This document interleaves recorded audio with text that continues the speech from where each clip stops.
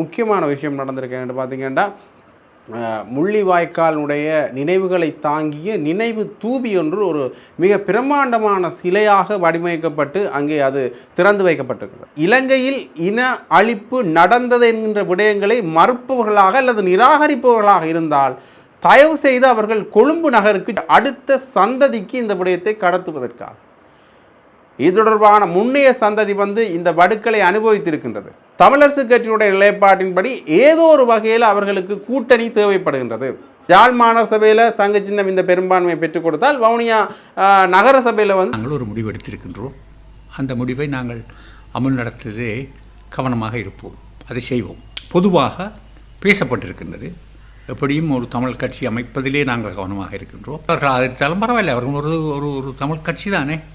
சிறுவில் கடந்த காலங்களில் அவர் அரசாங்கத்தை ஆதரித்திருக்கலாம்.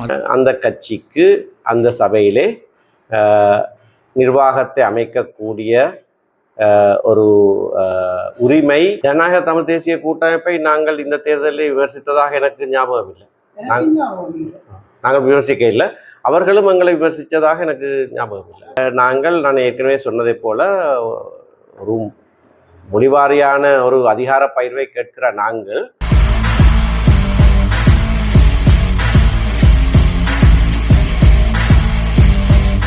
ஜெஃப்னாபடியின் சொந்தங்களுக்கு வணக்கம். முள்ளிவாய்க்கால் வாரம் ஆரம்பித்திருக்கின்றது.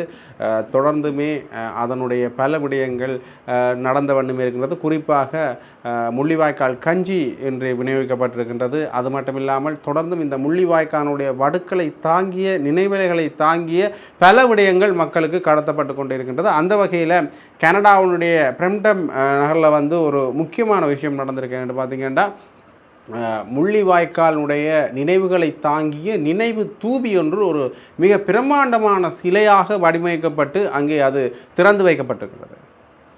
இது தொடர்பாக பிரம்டமினுடைய மேயர் பேட்ரிக் ப்ரவுன் அவர்கள் இந்த சிலையை திறந்து வைத்திருக்கின்றார்.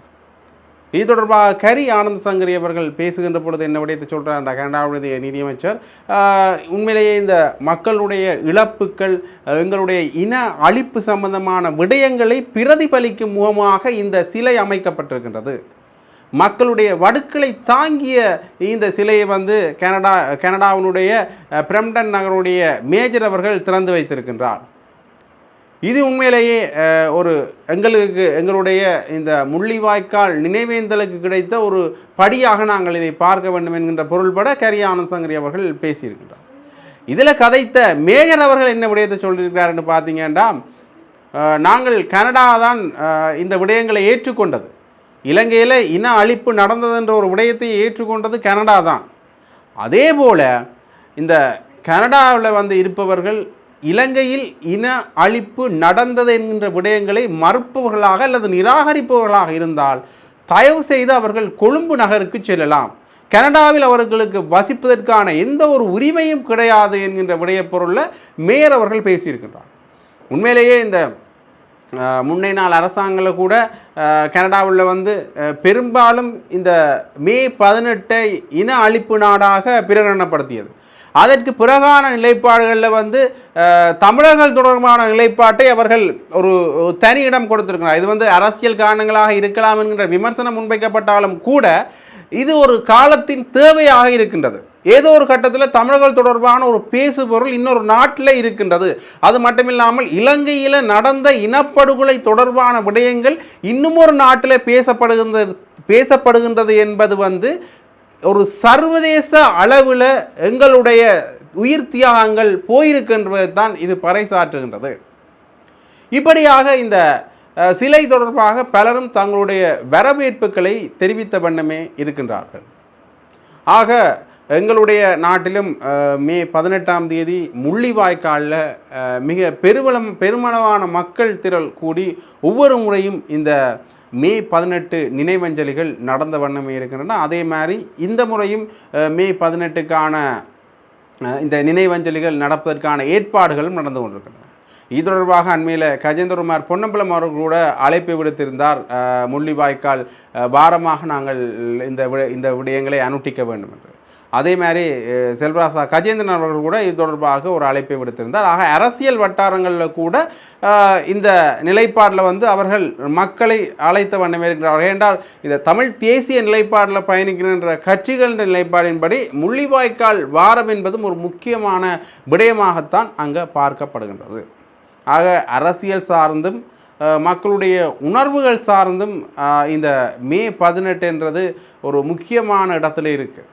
இன்னுமே இந்த அரசியல் தீர்வுக்கான படிமுறைகள் வந்து பேசப்படுகின்ற அந்த நேரத்தில் நாங்கள் இந்த மே 18 அனுட்டிக்கிறது வந்து எதற்காக என்கின்ற இன்னொரு கேள்வி எழுகின்றது. எங்களுடைய அடுத்த சந்ததிக்கு இந்த விடயத்தை கடத்துவதற்காக. இது தொடர்பான முன்னைய சந்ததி வந்து இந்த வடுக்களை அனுபவித்திருக்கின்றது. அடுத்து வந்த இடைச்சந்ததி வந்து இதில் ஒரு பங்குதாரர்களாக இருந்திருக்கின்றது. அதற்கு அடுத்ததாக இப்போ இருக்கிற சந்ததியோ அல்லது இனி வரப்போகிற சந்ததிக்கோ இந்த விடயங்கள் தொடர்பான ஒரு பூரண அறிவு இருக்காது. அனுபவம் இருக்காதுன்றது ஒரு வேறு விடயம். ஆனால் பூரண அறிவு இருக்காதுன்றது இன்னொரு விடயம். அந்த அறிவை புகுத்துவது தான் இந்த நடைமுறை விடயங்கள் என்ற நோக்கம். முள்ளிவாய்க்கால் கஞ்சி கொடுப்பதாக இருக்கட்டும், முள்ளிவாய்க்கால் நினைவேந்தலாக இருக்கட்டும், இந்த விடயங்களின் நோக்கம் என்னென்றால் நாங்கள் அனுபவித்த வடுக்களை அடுத்த சந்ததிக்கு கடத்துவதனூடாக இந்த எங்களுடைய நிலைப்பாடுகளை நாங்கள் தெரிவித்துக் கொள்வது தான். ஆக இவ்வாறாக இந்த முள்ளிவாய்க்கால் வாரத்தினுடைய ஒரு பகுதியாக அல்லது ஒரு படிமுறை வளர்ச்சியாக நாங்கள் இந்த கனடாவினுடைய இந்த சிலையை பார்க்கலாம், இந்த நினைவு தூவியை பார்க்கலாம். இந்த அமைக்கப்பட்ட இந்த நினைவு தூவியை நாங்கள் ஒரு வளர்ச்சியாக பார்க்கலாம். அந்த வகையில் இன்னொரு முக்கியமான விடயத்தை நாங்கள் பார்க்கணும் என்று பார்த்தீங்கன்னா, இந்த தமிழரசு கட்சியினுடைய நிலைப்பாட்டின்படி ஏதோ ஒரு வகையில் அவர்களுக்கு கூட்டணி தேவைப்படுகின்றது. ஆக இந்த கூட்டணியை சங்கினூடாக அமைத்துக் கொள்வதனூடாக அவர்கள் தங்களுடைய பெரும்பான்மையை உறுதிப்படுத்திக் கொள்ள முடியும். ஆகவே இதே நிலைப்பாடு தான் வவுனியா நகர சபையிலையும் இருக்குது. வவுனியா நகர சபையில் சங்கு தங்களுடைய பெரும்பான்மையை உறுதிப்படுத்திக் கொள்வதற்கு ஒரு கட்சி தேவை. அதை போனஸ் சாசனங்கள் மூலம் அந்த வவுனியா நகர சபைக்கு தெரிவான தமிழரசு கட்சியினுடைய உதவியை அவர்கள் பெற்றுக்கொள்ளலாம். ஆகவே இந்த உதவியை நாடுதல் என்ற பொருளில் அவர்கள் ஜாழ் மாநகர சபையில் சங்க சின்னம் இந்த பெரும்பான்மையை பெற்றுக் கொடுத்தால் வவுனியா நகர சபையில் வந்து தமிழரசு கட்சி இணையும் என்ற ஒரு நிலைப்பாடில் அவர்கள் பயணிக்கலாம் என்றும் பல தங்களுடைய விமர்சன கருத்துக்களை முன்வைத்த வண்ணமே இருக்கின்றார்கள். ஆகவே இந்த கூட்டணி என்கிறதுல ஏற்கனவே கஜேந்திரகுமார் பொன்னம்பலம் அவர்களுடைய கட்சியோட சங்க சின்னம் கூட்டணி அமைக்கிறார் என்ற கேள்வி எழுந்துற அதே நேரத்தில் அண்மையில் செல்வம் அடைக்கல்நாதன் அவர்கள் பேசுகின்ற பொழுதும் இந்த கூட்டணி தொடர்பாக நாங்கள் பரிசீலிப்போம் என்று சொல்கிறார். சுரேஷ் பிரேமச்சந்திரன் அவர்கள் பேசுகின்ற பொழுதும் தொலைபேசி மூலமாக இருதரப்பிட்டே இருந்தும் அழைப்புகள் வந்தது என்று சொல்கின்றார்கள். அவர் குறிப்பிட்டிருந்தார் அந்த ஊடக சந்திப்பில். ஆகவே இந்த கூட்டணி என்கிறது ஒரு மிகப்பெரிய பேசு பொருளாகவே இப்போ மாறி இருக்கின்றது. அவர் காலத்தின் தேவையாகவும் இப்போ இருக்கிறது. உள்ளூராட்சி சபைகளை அமைக்க வேண்டுமானால் இந்த கூட்டணி அமைப்பது வந்து ஒரு மிகப்பெரிய ஒரு விடயமாக மாறி இருக்கின்ற அதே நேரத்தில் இந்த உள்ளூராட்சி சபை இந்த கூட்டணிகள ஒரு இறுக்கத்தை உருவாக்கி இருக்கின்றது. காரணம் என்று பார்த்தீங்கன்னா இந்த கட்சிகளுடைய பிளவு. அந்த வகையில் இப்போ பெருமளப்பில் பேசப்பட்ட விடயம் என்றால் சங்குண்டையும் தமிழரசு கட்சியினுடைய கூட்டணியும் தான் உறுதிப்படுத்தப்படும் என்கின்ற விடயம். இன்று காலை 10 மணி அளவில் ஜனநாயக தமிழ் தேசிய கூட்டணியும் தமிழரசு கட்சியும் ஒரு கலந்துரையாடலிலே ஈடுபட்டோம். இந்த சபைகள் உள்ளூராட்சி சபைகளை அமைப்பது சம்பந்தமாக நீண்ட நேரம் கலந்துரையாடப்பட்டது. அதிலே தமிழ் தேசிய கட்சி ஒன்று, தமிழ் கட்சி ஒன்று கட்டாயமாக ஒவ்வொரு சபைகளையும் பிடிக்க வேண்டும் என்பதிலே நாங்கள் எல்லாருமே குறியாக தீவிரமாக இருந்திருக்கின்றோம். அது எந்த கட்சி என்பது வேறு விஷயம். ஆனால் தமிழ் கட்சி ஒன்று பிடிக்க வேண்டும், தமிழ் பிரதேச சபைகளை என்பதிலே நாங்கள் மிக தீவிரமாக இருந்தோம். அதன்படி நாங்கள் தமிழரசு கட்சி பல இடங்களிலே அவர்கள் முன்னணியிலே நிற்கின்றார்கள். அவர்கள் இருக்கின்ற இடங்கள் மாத்திரமல்ல, வேறு இடங்களில் கூட வேறு கட்சிகள் நின்றால் கூட தமிழ் கட்சிகள் அவர்களுக்கும் எங்களுடைய ஆதரவை கொடுப்போம் என்ற ஒரு தீர்மானத்திலே வந்திருக்கின்றோம். அது சம்பந்தமாக இன்னும் பேச வேண்டியிருக்கின்றது.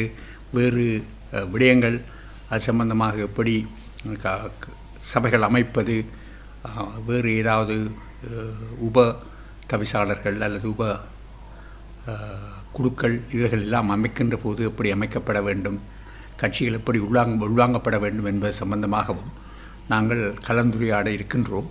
ஆகவே இது ஒரு முடிந்த முடிவாக இல்லாவிட்டாலும் கூடுதலாக தமிழ் கட்சி ஒன்று, அது கூடுதலான இடங்களிலே தமிழரசு கட்சியாக இருக்கும், சபைகள் அமைப்பது சம்பந்தமாக நாங்கள் ஒரு முடிவு எடுத்திருக்கின்றோம்.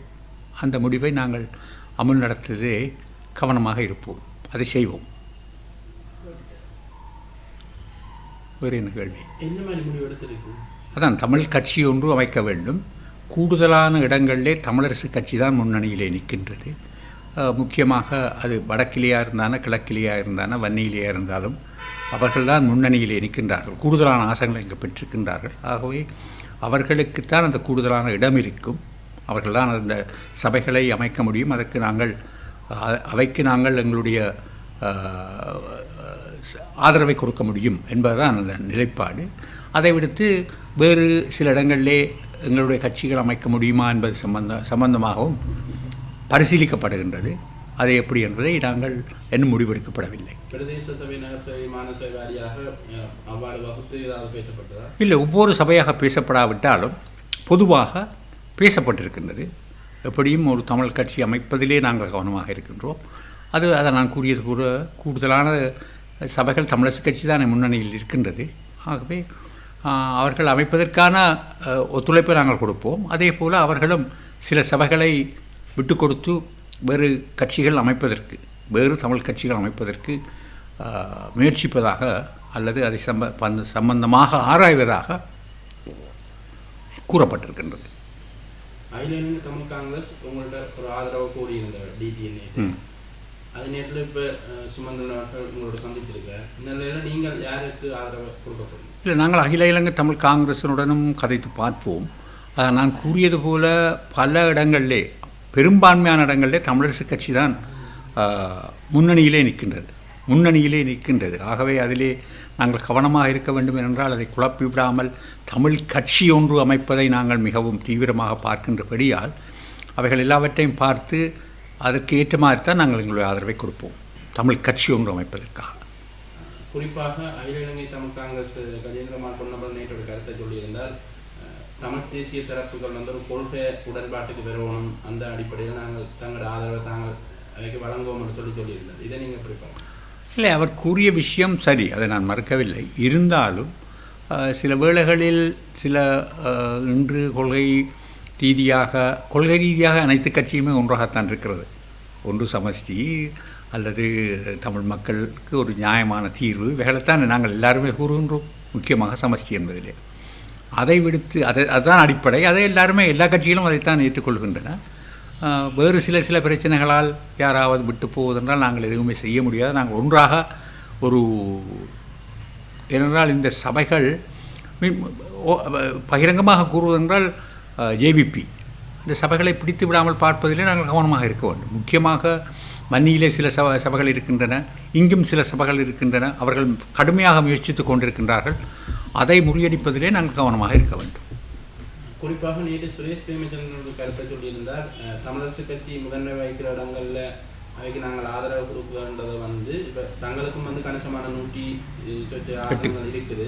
அதனால நாங்கள் தனியாக அவைக்கு கொடுக்கலாம், நாங்கள் அவையோட பேசி ஒரு விட்டு கொடுப்போட தான் ஒன்றை செய்யலாம் என்று. இல்லை, எங்களுக்கு 108 ஆசனங்கள் இருப்பது உண்மை. ஆனால் அதையெல்லாம் பகிரப்பட்டுத்தானே பகிரப்பட்டிருக்கின்றது. அவர் கூறியது சரி. அதன் அடிப்படையிலே சில வேளைகளில் அவர்களும் விட்டு கொடுப்பை தந்து செய்வதற்கு தயாராக இருந்தால் அதை கேட்டிருந்தோம். அவர்கள் அது சம்பந்தமாக ஆராய்வதாக கூறியிருக்கிறார்கள். யாழ் மாநகர சபை நிலவரம் அதை நான் தனியாக பேசவில்லை யாழ் மாநகர சபை சம்பந்தமாக. ஆனால் பொதுவாக பார்த்தால் நாங்கள் ஒரு சபைக்கு ஒரு முடிவும் ஒரு சபைக்கு ஒரு முடிவும் எடுக்க முடியாது தானே. ஆகவே நாங்கள் எல்லா சபைகளையும் ஒன்றாகவே ஆராய்வோம். ஈழ மக்கள் ஜனநாயக கட்சியின் ஆதரவும் சில இடங்களில் தேவைப்படும். இல்லை, அவர்கள் ஆதரித்தாலும் பரவாயில்லை. அவர்கள் ஒரு தமிழ் கட்சி தானே. சில கடந்த காலங்களில் அவர் அரசாங்கத்தை ஆதரித்திருக்கலாம், அது வேறு விஷயம். ஆனால் அவர்கள் ஒரு தமிழ் கட்சி, அதிலே ஒரு பிரச்சனை இருப்பதாக எனக்கு தெரியவில்லை. எதிர்காலத்தில் இந்த தமிழ் தேசிய கூட்டமைப்பு உருவாக்குறதுக்கான நடவடிக்கைகள் பேசப்பட்டதா? இல்லை, அது சம்பந்தமாக பேசப்படவில்லை. வருங்காலத்திலே நாங்கள் தொடர்ந்தும் ஒரு ஒற்றுமையாக இருப்பதற்கான முயற்சிகளை எடுக்க வேண்டும் என்பது சம்பந்தமாக பேசப்பட்டது. ஒரே சின்னத்தில் போட்டியலாம் இல்லை, அது அப்படியல்ல. அந்த விஷயங்கள் ஆழமாக எதுவும் சிந்திக்கப்படவில்லை.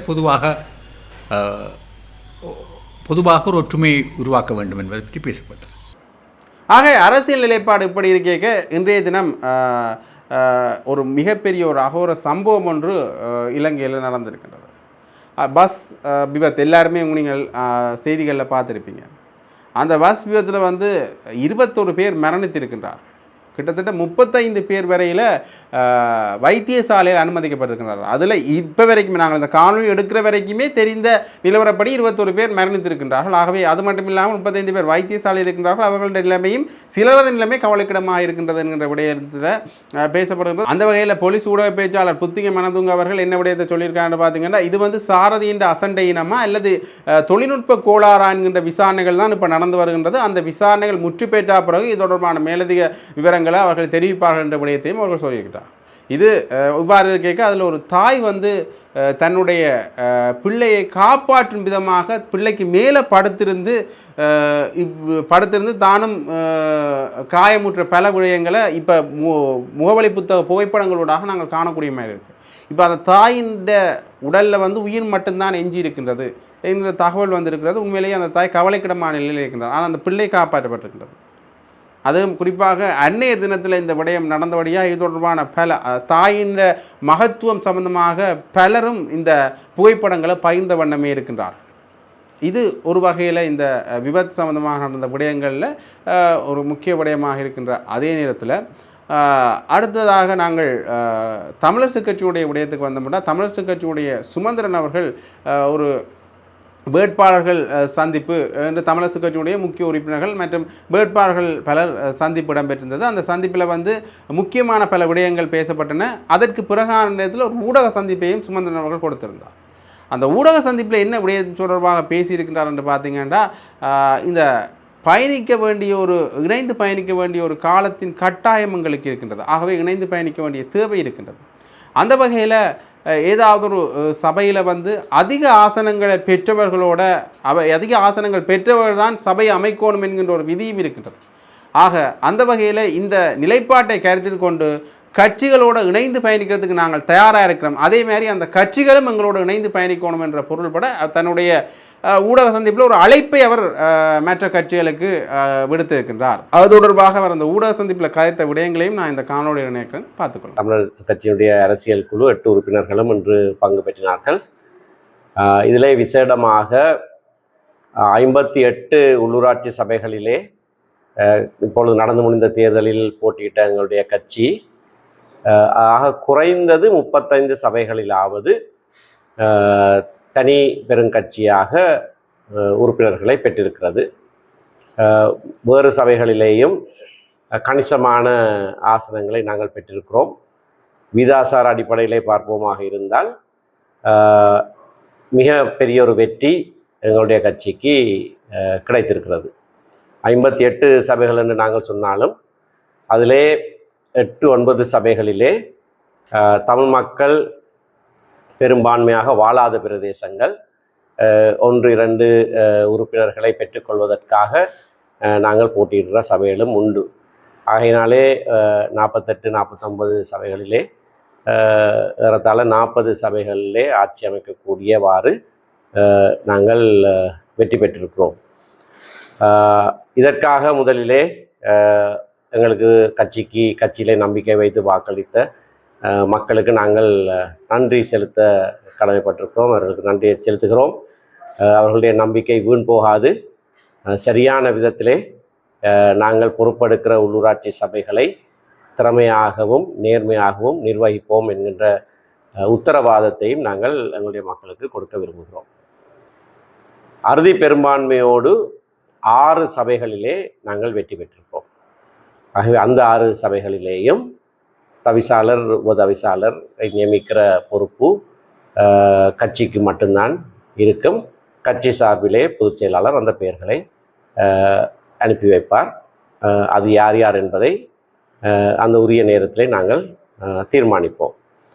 அதற்கு முன்னதாக இன்றைய கூட்டத்திலே நாங்கள் எடுத்துக்கொண்ட ஒரே ஒரு விடயம், அறுதி பெரும்பான்மை இல்லாமல் இருக்கிற மற்ற சபைகளிலே என்ன விதமாக நிர்வாக பொறுப்புகளை கையாள்வது என்பது பெற்றதாகும். நாங்கள் நெடுநாளாக சொல்லுகிற ஒரு கோட்பாடு ஒன்று உண்டு. சென்ற தடவையும், அதாவது 2018ஆம் ஆண்டிலையும் நாங்கள் அதை சொல்லியிருந்தோம். ஒரு சபையிலே குறித்த ஒரு கட்சிக்கு ஆகக்கூடிய ஆசனங்கள் இருக்குமாக இருந்தால் அந்த கட்சிக்கு அந்த சபையிலே நிர்வாகத்தை அமைக்கக்கூடிய ஒரு உரிமை பொதுவாக இருக்கும். அதில் விதிவிலக்குகள் இருக்கக்கூடும், ஆனால் பொதுவாக அப்படியான ஒரு உரித்து இருக்கிறதை நாங்கள் ஏற்றுக்கொண்டிருக்கிறோம்.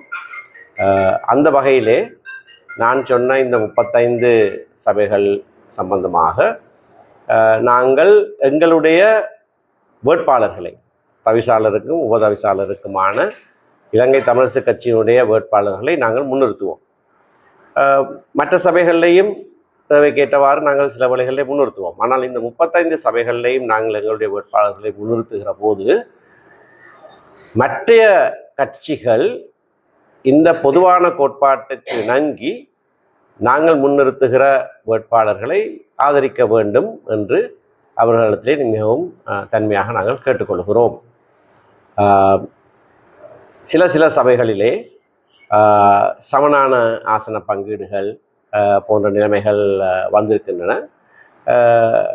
அவற்றையும் வேறு சில காரணங்களுக்காக வேறு சில சபைகளிலேயும் ஏதாவது விதிவிலக்கு இருக்குமா என்பதை நாங்கள் பின்னர் ஆராய்வோம். ஆனால் பொதுவாக நாங்கள் அப்படியான ஒரு நிலைப்பாட்டுக்கு வந்திருக்கிறோம். இதிலே விசேடமாக நாங்கள் கேட்டுக்கொள்வது தமிழ் கட்சிகளை, தமிழ் பேசுகிற கட்சிகள் இந்த உடன்பாட்டுக்கு வருவது நல்லது என்பது எங்களுடைய வினயமான வேண்டுகோள். அப்படியான ஒரு சூழ்நிலை வருமாக இருந்தால் நாங்கள் தமிழ் பிரதேசங்களிலே, தமிழ் மொழி பேசுகிற பிரதேசங்களிலே தமிழ் மொழியிலான ஆட்சிகளை நாங்கள் அமைக்கக்கூடியதாக இருக்கும். நீங்கள் இது பொருந்தும். முஸ்லிம் கட்சிகளோடும் இணைந்து பயணிப்பதற்கு தயாராக இருக்கிறீர்கள்? அதான் தமிழ் பேசுகிற கட்சிகள் நாங்கள் மொழிவாரியான மாநிலத்தை வடக்கு கிழக்கு இணைந்த ஒரு மொழிவாரியான மாநிலத்தை கோருகிற கட்சி ஆகையினாலே முஸ்லிம்களை பிரதித்துவப்படுத்துகிற தமிழ் பேசுகிற கட்சிகளோடும் நாங்கள் நிச்சயமாக இணங்கி செயற்படுவோம். கடந்த தேர்தல் காலத்திலே நீங்கள் ஜனநாயக தமிழ் தேசிய கூட்டமைப்பையும் கடுமையாக விமர்சித்திருந்த ஒரு நிலைமை ஒன்று காணப்படுகிறது. ஆனால் இது இவ்வாறு ஒரு கூட்டாக போகின்றது ஒரு பதவிக்காக அல்லது ஒரு ஆட்சி அமைப்பதற்காக இல்லாமல் நீங்கள் ஒரு தனித்து செயல்படுவதற்கு அல்லது எதிர்த்தரப்பாக செயல்படுவதற்கான ஒரு விருப்பம் கொள்ளவில்லை. ஜனநாயக தமிழ் தேசிய கூட்டமைப்பை நாங்கள் இந்த தேர்தலில் விமர்சித்ததாக எனக்கு ஞாபகம் இல்லை. நாங்கள் விமர்சிக்க இல்லை, அவர்களும் எங்களை விமர்சித்ததாக எனக்கு ஞாபகம் இல்லை. அது நடந்திருக்கு. சில இடங்களில் சில ஆக்கள் ஆனால் பொதுவாக ஜனநாயக தமிழ் தேசிய கூட்டமைப்பை நாங்கள் விமர்சிக்கவில்லை. நாங்கள் எந்த தமிழ் கட்சியையும் விமர்சிக்க இல்லை. சில தமிழ் கட்சிகள் எங்கள் மீது பாரதூரமான குற்றச்சாட்டுகளை எல்லாம் சுமத்தின போது அதுக்கு பதில்களைத்தான் சொன்னோமே தவிர அவர்கள் நாங்கள் விமர்சிப்பதை தவிர்த்து தான் இருந்தோம். அதற்கு காரணம் வடக்கு கிழக்கிலே நான் ஏற்கனவே சொன்னதை போல ஒரு மொழிவாரியான ஒரு அதிகார பயிர்வை கேட்கிற நாங்கள் அந்த அதிகாரங்கள் தமிழ் பேசுகிற கட்சிகளோடு இருக்க வேண்டும் என்ற நிலைப்பாட்டில் இருந்த காரணத்தினாலே எவ்வளவுக்கு அதை தவிர்க்க முடியுமோ அதை தவிர்த்திருக்கிறோம். சில சந்தர்ப்பங்களிலே பொய் பிரச்சாரங்களை முறியடிப்பதற்காக சில பதில்கள் சொல்ல வேண்டிய நிர்பந்தமும் ஏற்பட்டிருக்கிறது. இந்த கூட்டம் எதிர்வரும் மாநில சபை தேர்தலில் ஏனைய தேர்தல்களில் தமிழ் கட்சிகள் தொடர்வது நல்லது. அது காலப்போக்கில் தீர்மானிப்போம். ஆனால் தொடர்வது நல்லது என்பது எங்களுடைய சிந்தனை. இப்படியா ஒரு படி எடுத்து வைத்தால் அது அப்படியான ஒரு போக்குக்கும் வழிவகுக்கலாம். தொடர்ச்சியாக அந்த அணுகு அலைக்கு பின்னராக இடம்பெற்ற இந்த தேர்தலில் தமிழரசு கட்சி ஒரு வீழ்ச்சியை செஞ்சிருக்கிறார் மாநகர சபை. எனவே அதில் மேல்வட்டமான சேர்ப்பதற்கான வாய்ப்புகள் இருக்கு. வவுனியாவில் பின்னடைவு என்பது ஒரு மாயை. ஏனென்றால் பாராளுமன்ற தேர்தலிலே எங்களுடைய கட்சிக்கு கிடைத்த வாக்குகளை விட இந்த தேர்தலிலே வவுனியா மாவட்டத்திலே எங்களுடைய கட்சிக்கு கூடுதலான வாக்குகள் கிடைத்திருக்கிறது. 140% அதிகரிப்பு எங்களுடைய மாவட்ட கிளை தலைவர் சொல்கிறார். ஆகவே இது பின்னடைவு இல்லை. இல்லை, திடீரென்று ஒரு நிலையிலிருந்து வானத்தை தொடரணுமென்று யோசிக்கக்கூடாது. நாங்கள் சீலிங்கை தொட்டுட்டோம். இனி மேலே போவோம்.